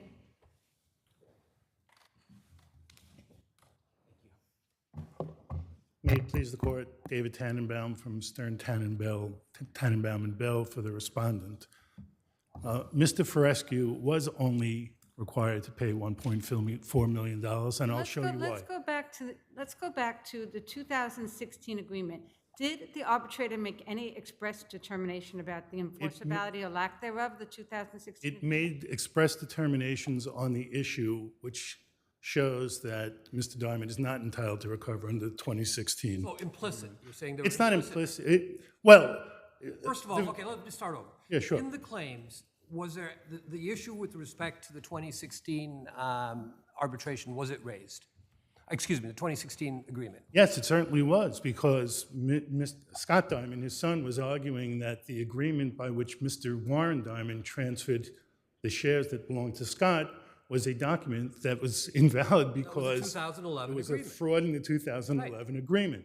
The 2016 agreement also held back the 521, and if you look at page 38 of the record on appeal, you'll see the arbitrator specifically Well, that question, pointed that so out. what you're arguing is that there's no breach here. So and your adversary is arguing there is a breach, but we don't really have to address the issue. For the issue, I think we have to decide is whether or not the 2016 agreement is still valid, and you folks will have your arguments below. If it's not valid, then it's over, and if it's valid, then you can make those same arguments to the motion court. But we could, but the arbitration already decided the issue as to whether or not Warren Diamond was entitled to the 521 that was in Scott's account. And if you look at paragraph 6F of the 2016 agreement, that was specifically carved out. I'd ask you to take a look at page 28 and 29 of the record, because this really does resolve this whole dispute. He gives him $1.4 million. $1.4 million, as you know, in the agreement, is listed as what the purchase price is. Then you have this issue of what happens to Scott's capital account, because shares usually go. When the shares go, the capital account usually goes as well. Well, as Mr. Fescue and as the court below found, Mr. Fescue wasn't so sure as to whether he had these rights, and he protected himself. And so they carved out the 521. It says, in connection with the foregoing, the parties agreed. Where are you reading from? I'm reading from, I'm sorry, page 28, paragraph 6F, which is the provision in which Mr. Diamond is claiming that he's entitled to the 521. And that paragraph says, at the bottom, after there's an indemnification agreement, in connection with the foregoing, the parties agree the 521 currently in Scott's loan account, here's the key language, which Warren claims should be transferred to Warren due to Scott's default under the August 16, 2011 agreement.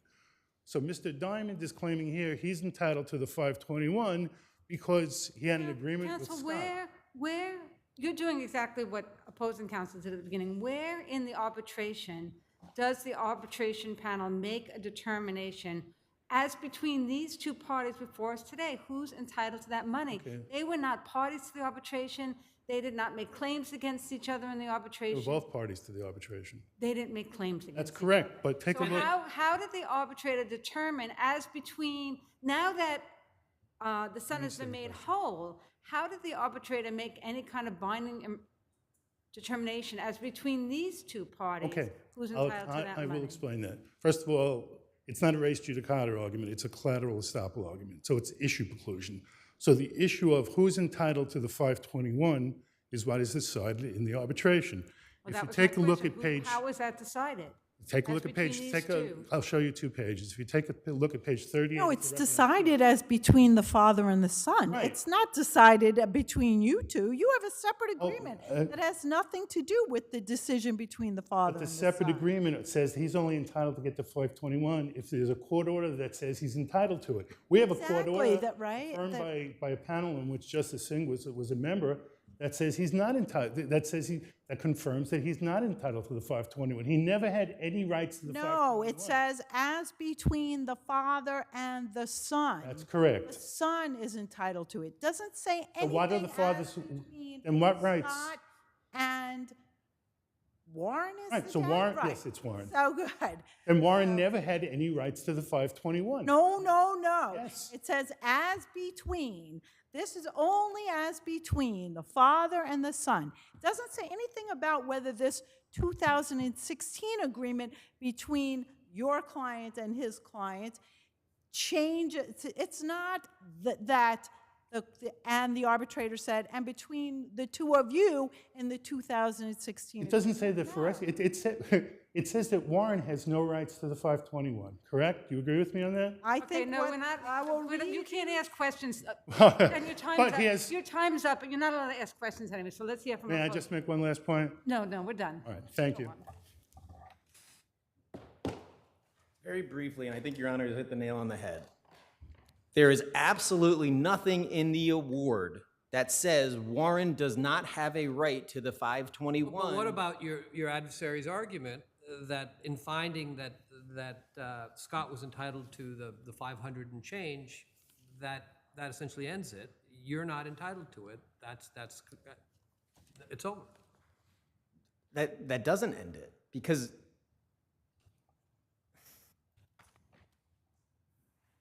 the award doesn't say that. The award says that Warren converted the 21% membership interest and the loan/capital account. It awards damages for both of those converted assets. It did not say you converted these assets, you did not have the right to sell them to Mr. Fescue, nor does it say, which is actually what happened, you converted these assets, you have the right to sell the 21% interest to Mr. Fescue, but you don't have the right to receive contractual remedies for the $521,000, which is essentially what Mr. Fescue wants to interpret the award to say. It doesn't say that. Under their interpretation, they get the benefit of the 21% interest. Plus the 500. Right, with only paying for the 21%. Only, right. Not for paying for the 20, not for So paying it's for the 21% plus the 500 because that capital account stays in there. Correct. And that's not what you're saying, that's not what the 2016 agreements was. correct. That wasn't the agreement there, And, right? and to just read. No, that's it. Time's up. Thank you very much. Thank you. I think we understand both the arguments at this point. Thank you. Ruben versus DiDiario. Di Matteo. Good afternoon. My name is. Wait. You're still sitting here? Jump the gun. Okay.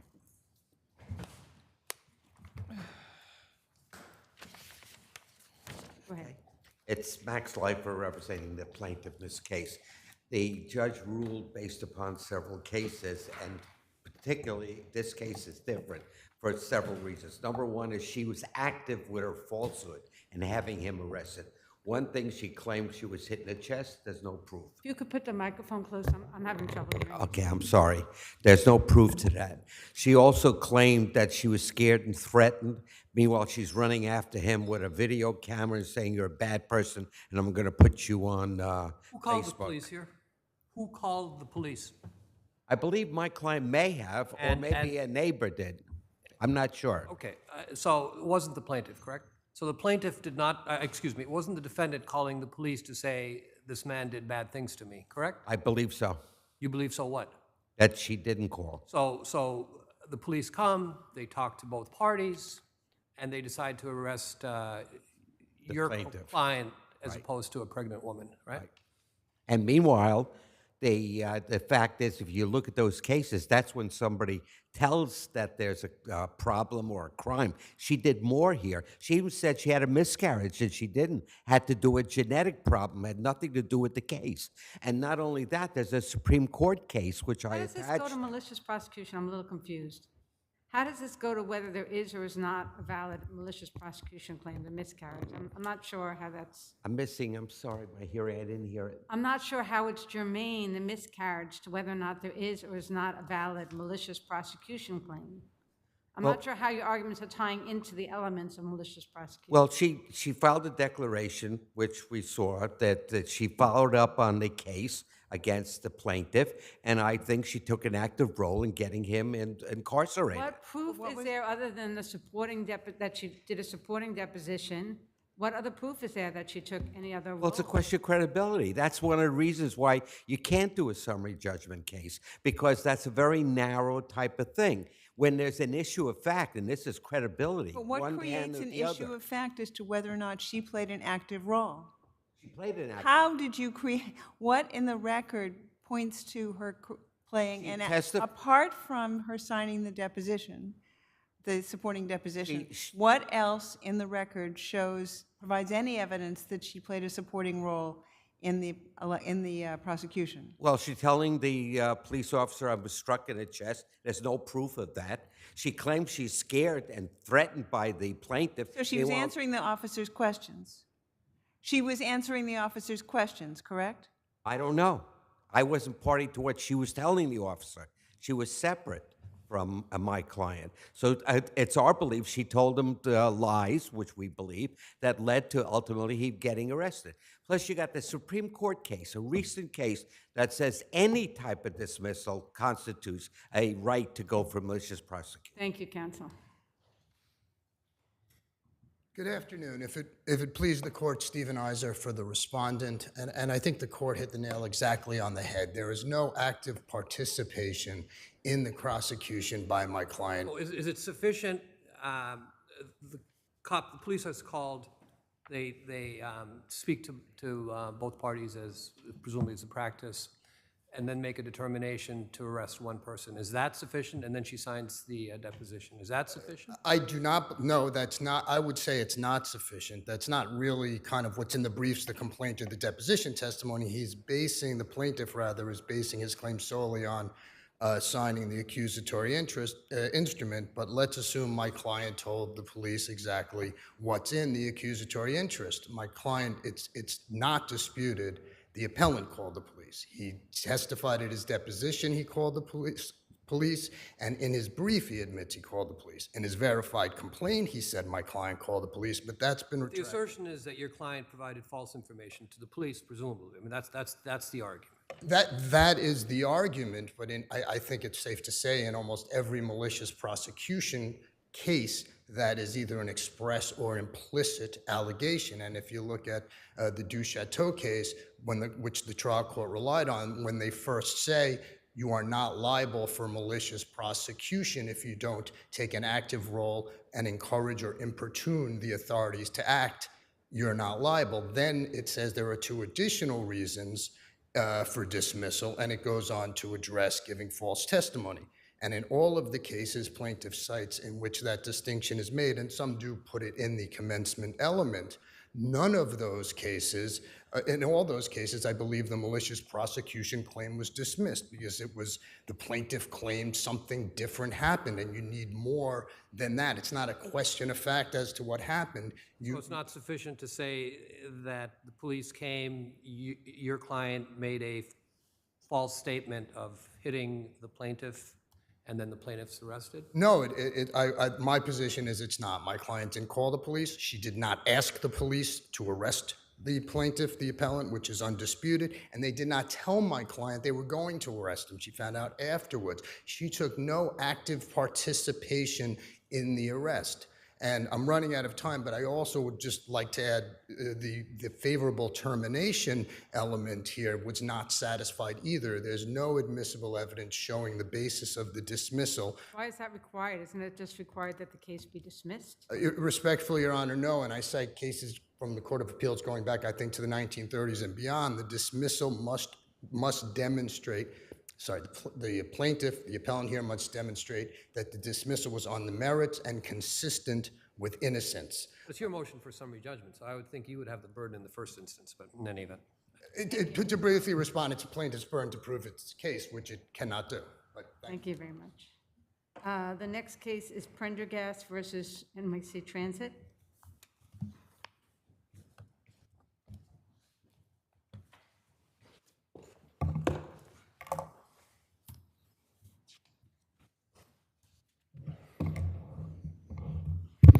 May it please the court, Tim O'Shaughnessy from MTA Law Department for Transit.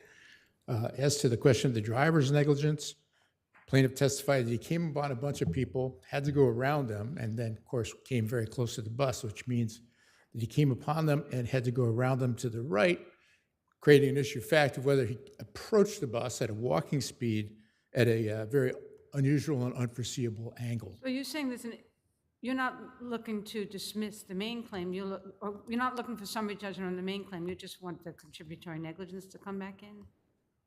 Well, I just addressed question whether transit's negligent. I know, but you said there was an issue of fact, implying that you agreed there's an issue of fact, unless I... The issue of fact is whether the driver was not negligent. Well, then, wait, so there's an issue of fact that the driver is not negligent, there's an issue of fact that the driver is negligent. Therefore, conceding that you're not entitled to summary judgment on as to that you're not entitled to summary judgment on as to the main claim. Maybe I misunderstood you. Go ahead. Well, so turning on to the our claim of comparative negligence. Are you arguing that there's no negligence as a matter of law on the part of the bus driver? That we should only that there's an issue of fact. Okay, that's what I was trying to point out. So the only thing you're really disagreeing with the court below is as to the contributory negligence claim being dismissed. No, I don't know. No, but so okay, I'm sorry. Well, what is the issue of fact with respect to the bus operator's negligence? Oh, I see. I'm sorry. My misunderstanding.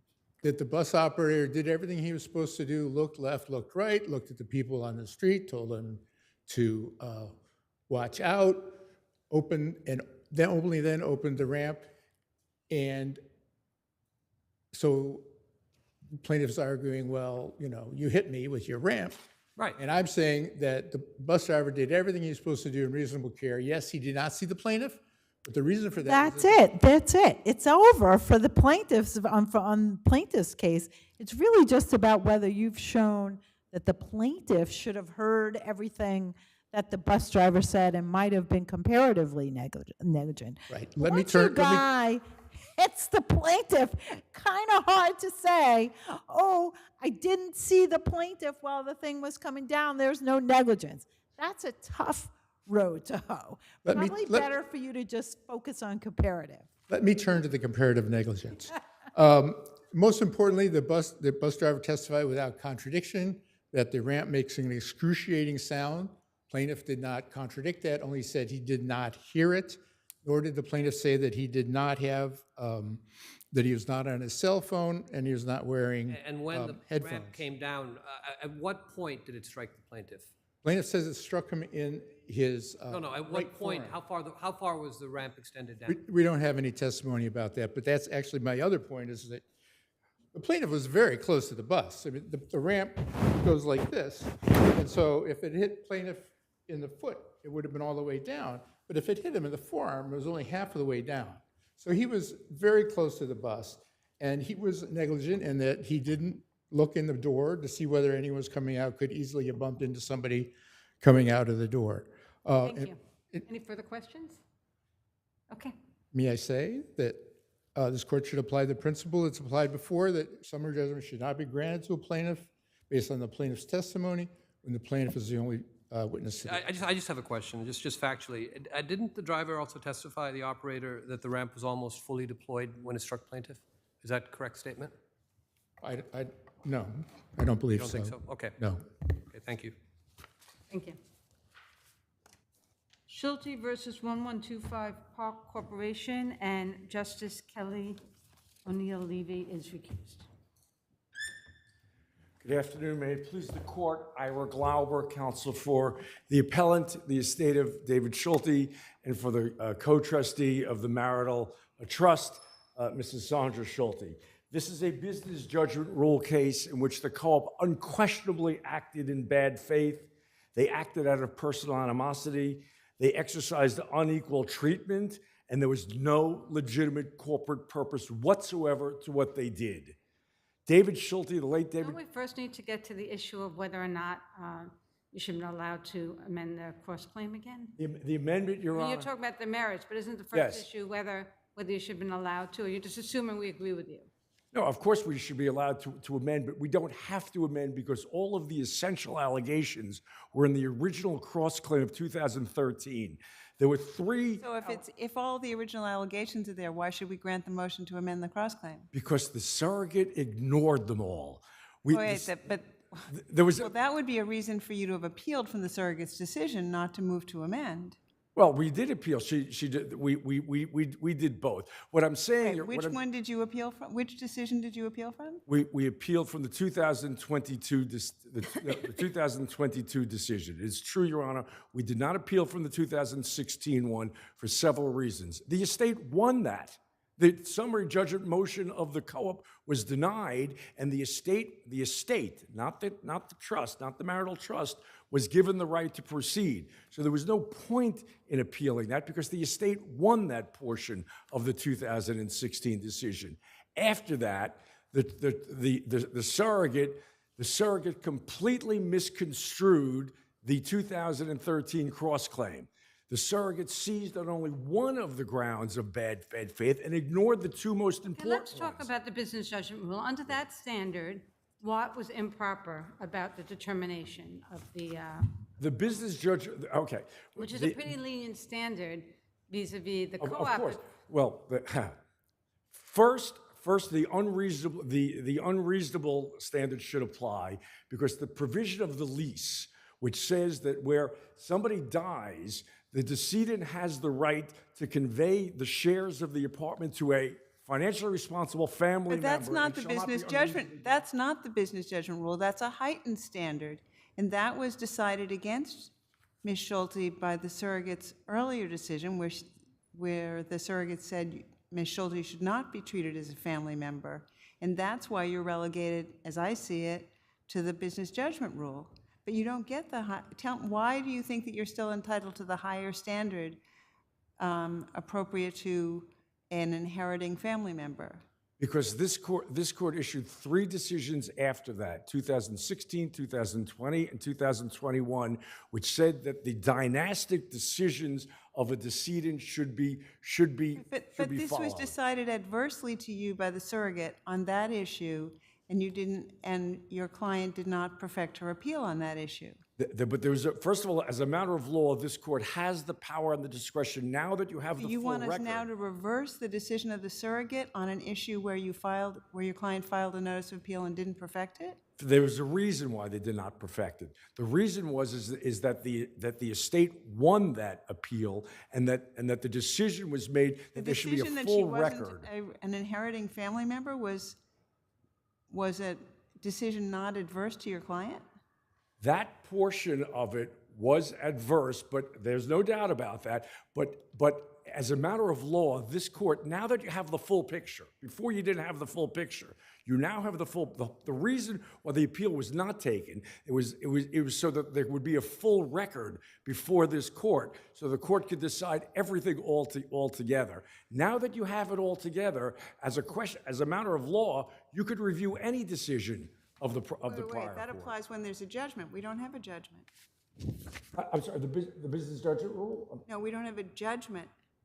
I understand that. Well, Your Honor, in their brief, It's only a judgment that brings up all the prior decisions. yeah, Your Honor, the co-op themselves acknowledges that this court on this appeal has the power to review all of the prior decisions of the surrogate, even though an appeal was not taken from that portion of it. The co-op themselves did it because they're questioning something else in the 2016 decision. But let me get past that, because even if you don't apply the heightened standard, even under the regular standard of the business judgment rule, they don't meet that standard. We all know what it is. Counsel, the reasons given, I guess, I mean, she's an oddball, maybe she's going to be a difficult neighbor.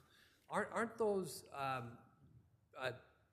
isn't that covered by the business judgment rule? I mean, it's not as if it's based on the fact that she's a woman or some other suspect category, right? You don't need discrimination, Your Honor. The courts say personal animosity.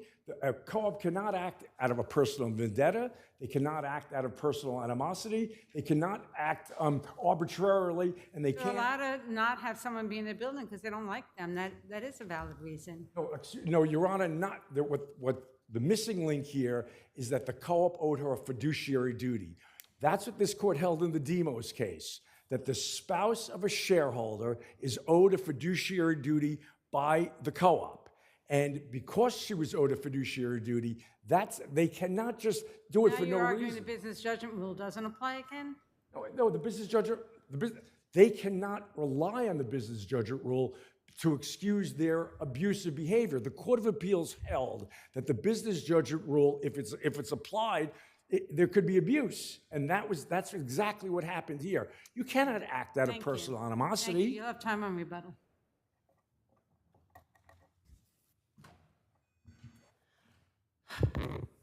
Good afternoon. May it please the court. Tracy Peterson for respondent. The panel is absolutely correct that the standard of unreasonably withholding consent doesn't apply. That was decided in 2016 by the surrogate. The appellant did not pursue an appeal. Neither did the appellant pursue a clarification of what the surviving breach of fiduciary duty claim was. Appellant's new argument is that the breach of fiduciary duty claim originally pled was far broader than what the surrogate had determined. The surrogate was very clear that the sole breach of fiduciary duty claim that was allowed to go forward was the theory that the board acted to further the interests of Aaron Grossman. It was only once it became clear that appellant wasn't going to be able to prevail on that theory that she went back and decided, I gotta come up with something else. I know, I'm gonna pick different words out of the pleading. So your adversary argues, even if we use the business judgment standard, that it was violated in this case because of personal animosity, et cetera. Why is that not correct in your view? Well, there are a couple of reasons why. First of all, a co-op, the black letter law, doesn't owe a fiduciary duty to its shareholders. Well, but wasn't that decided against you? That issue was decided against you, right? That was decided against us. So why should we, I mean, it seems to me if we're gonna apply the business judgment rule, then it's what's good for the goose is good for the gander. Remember that legal principle? Point well taken, Your Honor, but this is a legal question that can be decided at any point during the litigation, including on appeal. Notwithstanding, the appellant is not a shareholder. The Damas decision does not stand for the proposition that a non-shareholder is owed a fiduciary duty. The Damas decision was brought by a shareholder, that case was brought by a shareholder and her spouse concerning an alteration. What were the reasons for the board not wishing to transfer the shares to the trust so that Mrs. Schultz could continue living in the penthouse? Mrs. Schulte was a problematic building occupant. There were disputes with gaining access to the terrace in connection with fixing leak repairs, doing repairs to fix some leaks.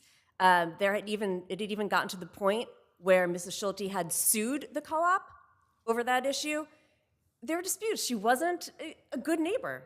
The co-op board has discretion to determine who gets to be a shareholder in the co-op. In this instance, David Schulte could have, but didn't, bequeath the apartment directly to his second wife. He bequeathed it to a trust, and as such, the trust stood in the shoes as a stranger, as if it was someone new trying to acquire the apartment. And the board, again, not a party, had full discretion to determine whether or not it was going to allow But the didn't trust. the board at one time, I think back in 2006, 2007, in fact, suggest that in fact the transfer had been made? How do we consider that? Had been approved, excuse me. That is appellant's position. There had been relying on some email, I think one email from the board's counsel, and that's all the quote-unquote evidence that was presented.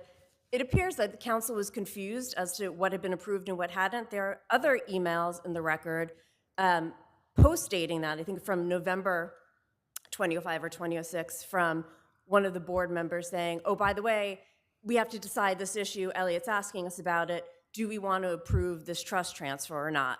There's no evidence in the record that the transfer had been approved. And even if it had, and then the board changed its mind, it was permitted to do so. And it was permitted to do so because the board didn't believe that Mrs. Schulte would be a good neighbor. This court has already decided that, in fact, in another case in which Mrs. Schulte, using her maiden name, was a plaintiff when she sued a different cooperative in which she is an owner when they declined consent to allow her to purchase another apartment in the building. There, too, she made the animus argument. And there, the lower court, Judge Levy, who has recused herself, said, nope, that's not a valid basis for a breach of fiduciary duty claim. And this court,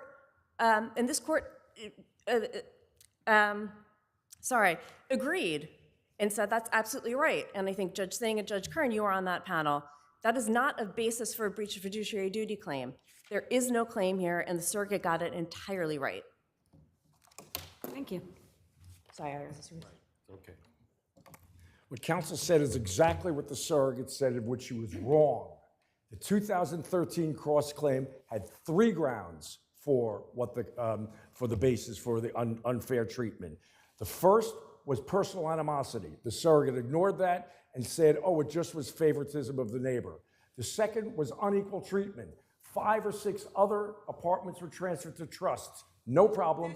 There's no specific allegations as to personal animosity or as to unequal treatment, except as to the issue of the alleged attempt to purchase by the neighbor, right? No, that's not true. Where in the 2013 cross-claim is there any detail of either personal animosity or unequal treatment other than the attempted purchase by? It's right there. It lists where. It's right. It lists by the apartment numbers. There are 5 of them that were transferred to trusts. Apartment 4C, 8B, 10X, whatever it was. It's right in there. But not this one, unequal treatment. But why can't the board make an independent decision on a case-by-case basis to decide whether or not they're going to approve the transfer because of who lives or who's going to live in the apartment?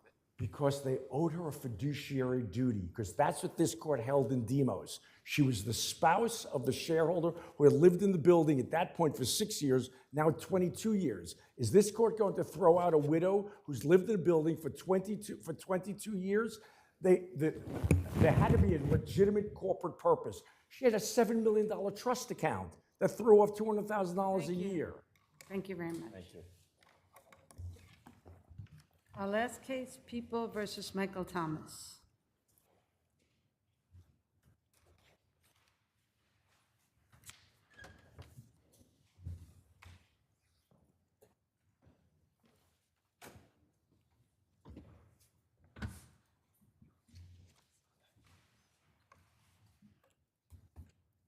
Good afternoon, Your Honors, and may it please the Court, Rebecca Martin for Appellant Michael Thomas.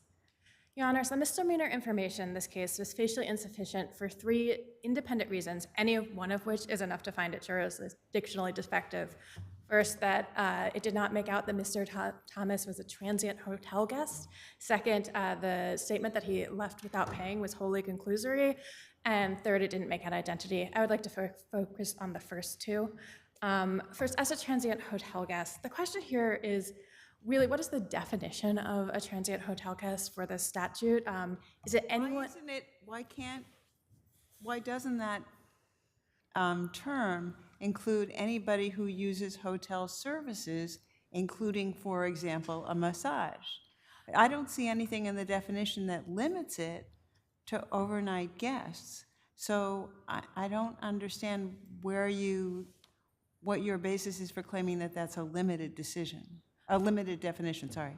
Your Honor, I think the term isn't defined in either way, but I think the question that I would ask at first is, if it was all hotel services, they could have just phrased it, it's restaurant services or hotel services, right? But they chose specifically to use the phrase transient hotel guest. I think just to step what could be more transient than someone who just comes in and has a massage and leaves? It sounds like a transient hotel guest. Oh, well, I think if you look at, if we're looking at the history of the term, as I lay out in my brief, the concept of a hotel guest has kind of historically been someone who is using the hotel as a place, as a temporary abode. And there's been this long history, that, again, in my brief, that lays out an understanding that there's a difference between the services offered to someone who's using a hotel in that capacity and services that are open to the general public, and different relationships are created. If someone, I would say, just kind of intuitively thinking about it in New York, I think probably all of us have had the experience of going to a restaurant that happens to be in a hotel because the restaurant had good reviews, and I don't think anyone who does that would consider themselves a hotel guest. And I would also ask, if the definition that the people put forward were to apply, why would it be that someone who happened to go to a spa that happened to be located in a hotel, rather than a spa that was down the street in its own building, why would they be subject to criminal penalty if the person who went to the spa down the street was not? It's potentially Probably if you had a separate. theft of services at any massage place, it would be some statute, just maybe a different statute. Potentially, as the people pointed I don't out, think if you go to other places and get a massage and not pay for it, you won't be prosecuted. Well, exactly. Well, if there was another applicable statute, they should have used that.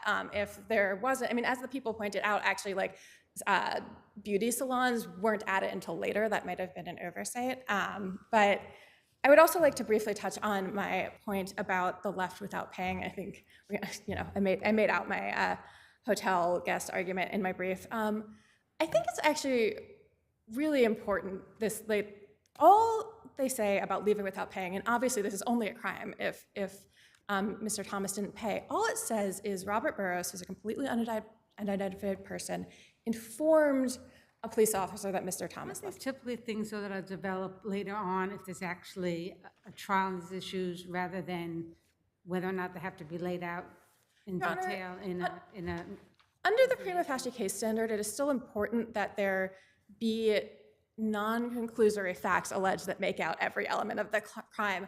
I would point us to a case like Drayden, which actually that was a complaint, that wasn't even the prima facie case standard, where the defendant was accused of having a gravity knife, but there were not facts in the complaint about. So the facts here, the detective was informed that by this guy Barrios, that he observed defendant via video enter the hotel, obtain services, and leave without paying.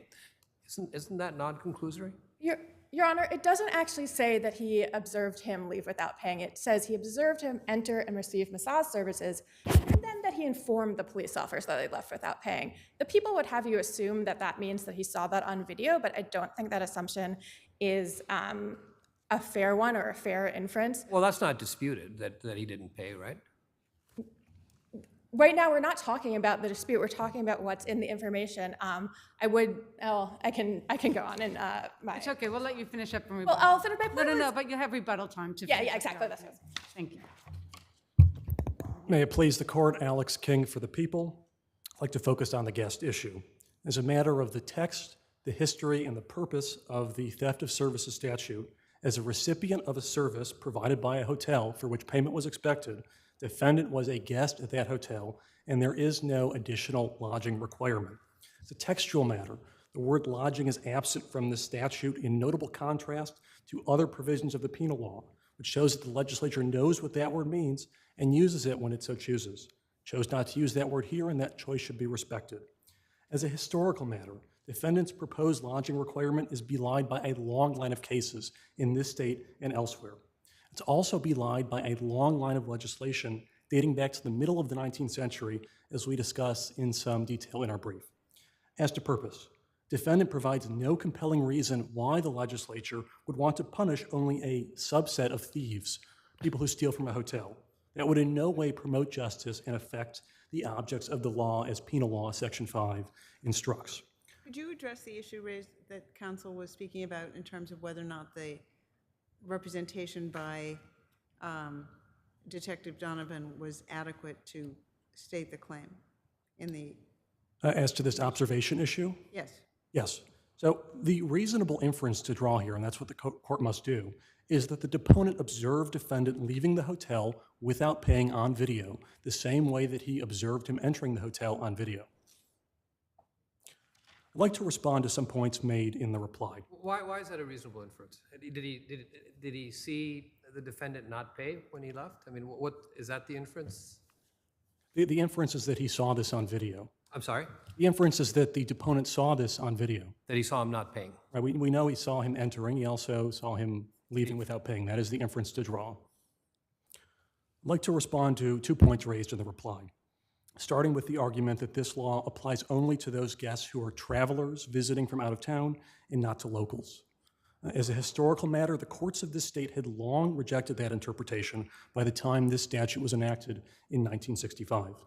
The Hill case, which is cited at page 14 of our brief, quotes an 1851 Superior Court case to the effect that, according to Webster's dictionary, a traveler is a person who travels in any way without respect to distance, and a townsman or neighbor may be a traveler and therefore a guest at a hotel. Does it matter that in this case the spa provides services to the general public? It's not exclusive to the hotel. It does not matter. First, it's not alleged in the information the manner in which this spa might provide services to some people. No, just with respect to this particular penal law section. It does not matter, no. Why? The information says, and this is a quote from it, defendant received services from the hotel. There's nothing in the information to suggest he received services from anything other than a hotel. The spa was not part of the hotel. Any statement to the contrary is speculation. It's also based on materials outside the record, which the court cannot look at in considering whether a jurisdictional defect has been raised. Just returning to my previous point about was the defendant a traveler, I read to you a quotation from an 1851 Superior Court case. Black's Law Dictionary, the second edition of which was published in 1910, says the exact same thing. In 1919, the appellate term in the Roberts case, which is cited in the reply, has an interesting discussion of how the modern trend, as early as 1919, was to not have this cramped interpretation of the word traveler as defendant suggests. So by 1965, when this statute was enacted, it was well settled in the state that a person did not need to travel from out of town to be a guest at a hotel. If there are no questions, we ask that you affirm. Thank you. You're much taller than me. To go back to the point I was making, it's not a reasonable inference. It's not a reasonable inference that this would have, the exit was observed on video and the failure to pay specifically was observed on video. I will point us to the felony case that we're not challenging, but that was a combined case here. There, what happened was that Mr. Thomas paid with a voucher up front. And they, and then went and got a massage, and while he was getting massaged, whoever processed it noticed there's something wrong with the voucher, and that's how they discovered there was a problem. But it's very easy to think of a fact pattern, and in fact,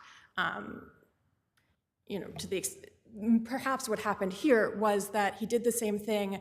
Any problem with the voucher was not noticed at the time. Anything you would see on video would be a payment, a massage, leaving without incident, and to the extent that there was a failure to pay, that would have been based on some other facts about something that was wrong with the voucher, some later connection. Maybe that's what happened. We don't know because the statement was so conclusory. We don't know. Or maybe I'm wrong, and maybe the people are right, and actually in this case what happened was that there was on video him walking past some point of payment. Point is we don't know because the statement is so conclusory. Thank you.